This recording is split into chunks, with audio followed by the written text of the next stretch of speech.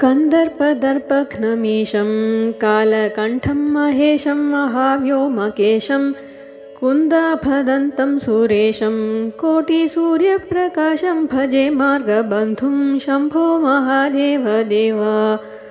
मन्दरभूतेरुदारं मन्थरागेन्द्रसारं महागौर्यदूरं सिन्धूरदूरप्रचारं सिन्धुराजादिधीरं भजे मार्गबन्धुं शम्भो महादेव देवा।